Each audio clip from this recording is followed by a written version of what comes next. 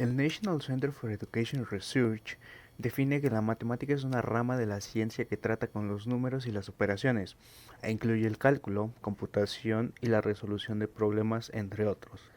Más que una rama de la matemática discreta engloba a un conjunto de áreas que se dedican al estudio de estructuras matemáticas discretas en vez de continuas. La matemática discreta estudia una serie de estructuras como algoritmos, grafos y teoría de números, que son el fundamento de las ciencias de la computación. Algunos estudiosos de esta área consideran a la matemática discreta como el cálculo de las ciencias de computación.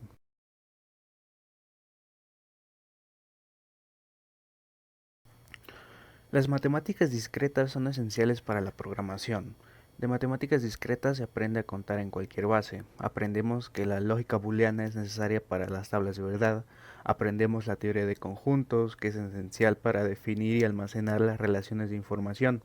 Utilizamos la teoría de grafos para almacenar y las relaciones jerárquicas transversales.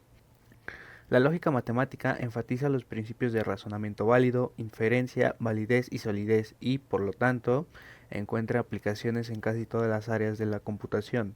El estudio de la prueba matemática es específicamente importante dentro de la lógica y tiene aplicaciones para la verificación automatizada de teoremas y la verificación formal del software. En la matemática actual no vas a desarrollar una teoría para encontrar la solución de un problema, sino que los métodos derivados de la teoría deben ser algoritmizados y estos algoritmos discretos deben ser eficientes para poder ser realizados con la capacidad de cálculo actual. La importancia de esta en el diseño de juegos de estrategia es fundamental.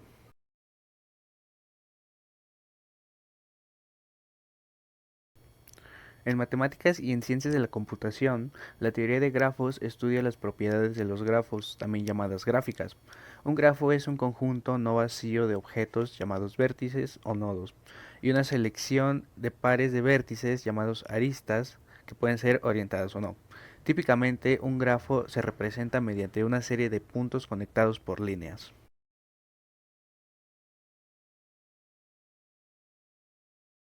El trabajo de Leonard Euler en 1736 sobre el problema de los puentes de Königsberg es considerado el primer resultado de la teoría de grafos.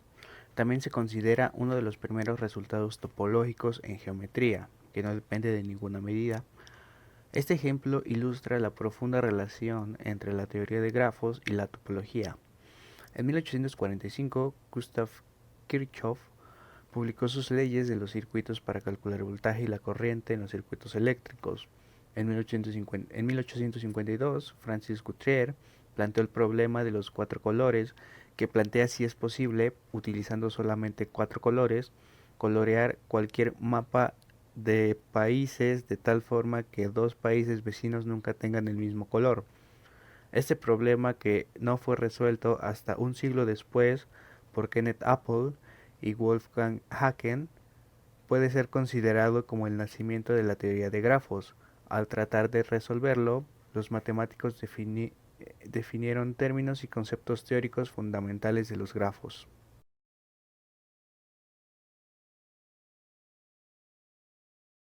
Existen diferentes formas de almacenar grafos en una computadora.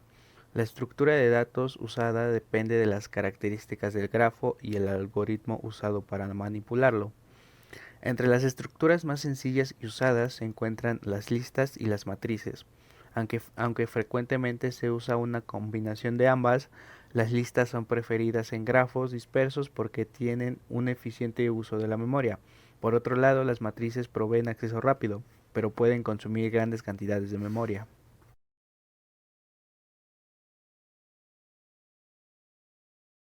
Las aristas son representadas con un vector de pares, ordenado si el grafo es dirigido, donde cada par representa una de las aristas.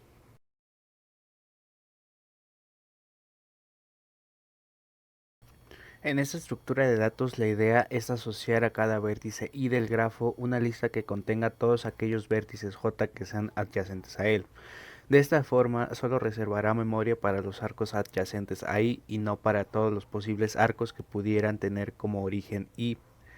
El grafo, por tanto, se representa por medio de un vector de n componentes, donde cada componente va a ser una lista de adyacencia correspondiente a cada uno de los vértices del grafo. Cada elemento de la lista consta de un campo indicando el vértice adyacente. En caso de que el grafo sea etiquetado, habrá que añadir un segundo campo para mostrar el valor de la etiqueta.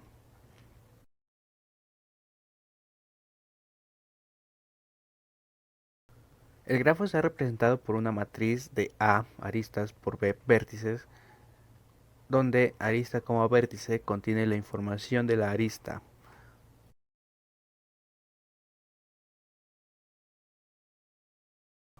El grafo está representado por una matriz cuadrada M de tamaño n al cuadrado, donde es n el número de vértices.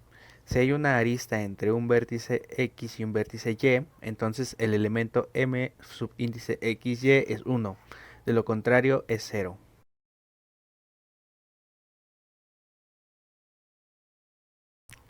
Los vértices constituyen uno de los dos elementos que forman un grafo. Como ocurre con el resto de las ramas de las matemáticas, a la teoría de grafos no le interesa saber qué son los vértices.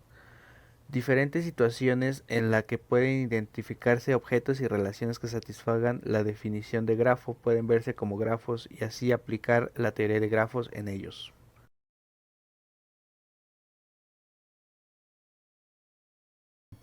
Un grafo es una pareja de conjuntos G igual a B, A, donde B es el conjunto de vértices y A es el conjunto de aristas. Este último es un conjunto de pares de la forma U, V, tal que U, V pertenecen a V mayúscula. Muchas redes de uso cotidiano pueden ser modeladas con un grafo, una red de carreteras que conecta ciudades, una red eléctrica o la red de drenaje de la ciudad.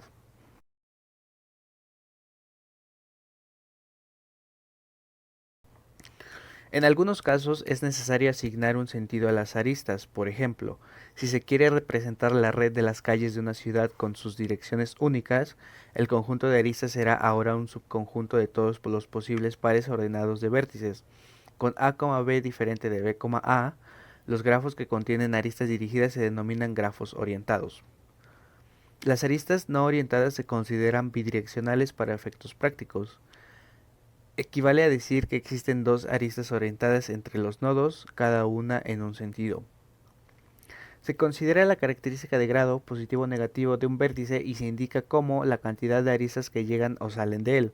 Para el caso de grafos no orientados, el grado de un vértice es simplemente la cantidad de aristas incidentes a este vértice.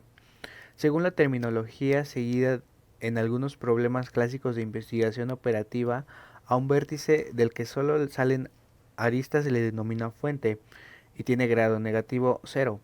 Por el contrario, a aquellos en los que solo entran aristas se les denomina pozo o sumidero. Tienen grado positivo 0.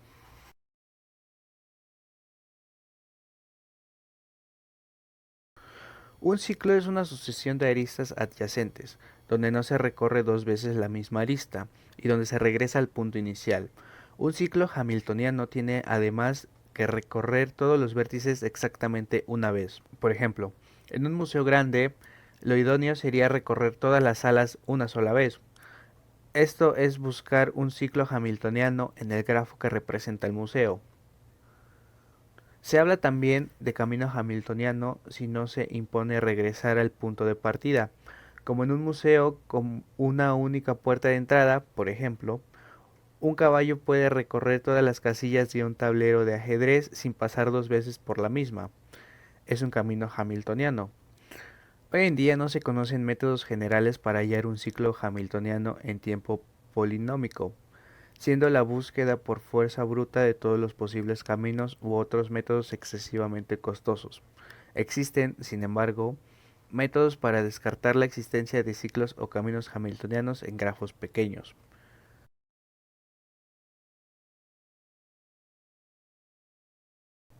Gracias a la teoría de grafos se pueden resolver diversos problemas, como por ejemplo la síntesis de circuitos secuenciales, contadores o sistemas de apertura.